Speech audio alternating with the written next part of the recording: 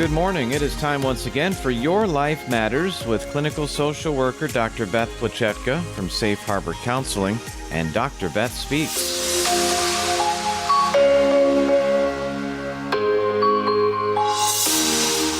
Dr. Beth, kind enough to join us in studio again. Good morning, Doctor. Hi, Mike. Happy Monday. Happy Monday to you as well. Today, we're going to be focusing on some different literary conflicts. Pretty good list here. This should be a fun show, I think. Well, I hope so. Because, I loved teaching, and one of the things I taught was English. And so somehow literary conflicts came up in some conversation, and I was thinking about how much they apply to mental health. So I'm sure not every listener is thinking, okay, I know all the literary conflicts. I'll run through them real quick. So first, it's man versus himself, which is like when you're facing a dilemma. Usually it's like a personal value is involved. If you've seen the Netflix series, The Ozarks, there's a lot of self-reflection. Ozark that's a prime example there for sure. Yeah. And then man versus man, where two characters or two teams are trying for the same position. So you could see something like sports teams going against each other for some big rivalry, right, or somebody wanting to be a president or a gang leader member. Man versus society, when somebody goes against what is typical at that time in society. Think in Norma Ray and working conditions. Yeah. Man versus nature, the sea, the one where the boat goes down, or Twister, where the weather takes over. Sure. Man versus technology. Do you remember the Terminator? What a classic! Yeah, where the thing comes back to life, and you think, man versus fate or the supernatural. And supernatural is anything that's not physical, and so the character is influenced by a higher power or destiny. And Don Quixote, tilting at windmills, and then man versus God is different because God has a different definition in terms of when we talk about God, we're talking about a creator and the rules of order for life.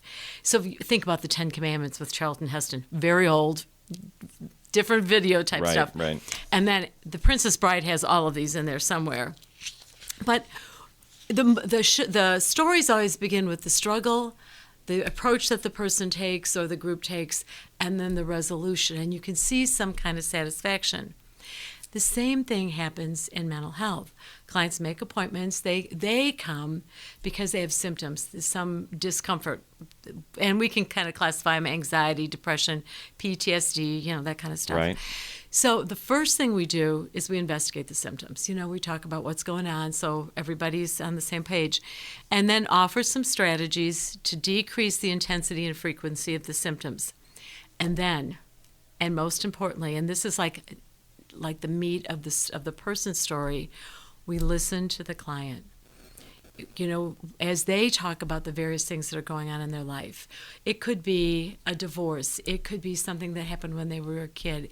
And they're just telling you. It's not like they think it's a problem. Right. But when you start listening, you can ask a question about it. Financial stress, or people who made a decision 40 years ago, and it comes up and you think, well, this must be important if it's old and you're remembering. Mm-hmm. We don't have a crystal ball. We don't know in advance, but we listen, and that's how we know. And then over time, it changes to the struggle. And then the person gets to work out, verbally, of course, how either they did resolve it and didn't pay attention, or can resolve it now, or can at least file it in a healthy way. So, and then the symptoms often really go down. So, we always have to know what's going on in us, and we want to take steps to get to that resolution. And we really have to be reflective, just like in literature. Yeah, it's amazing how they all kind of tie together, right? The mental health issues and all these different examples, some good ones, and hopefully it rang true with some folks that have watched some of these things and how it all meshes together. It's Your Life Matters. Clinical social worker Dr. Beth Plachetka, Safe Harbor Counseling, and Dr. Beth Speaks. You can listen to this show, previous shows as well, online at safeharboril.com. You can contact the folks at Safe Harbor Counseling as well, 630-466-8657. We'll see you again next week at the same time.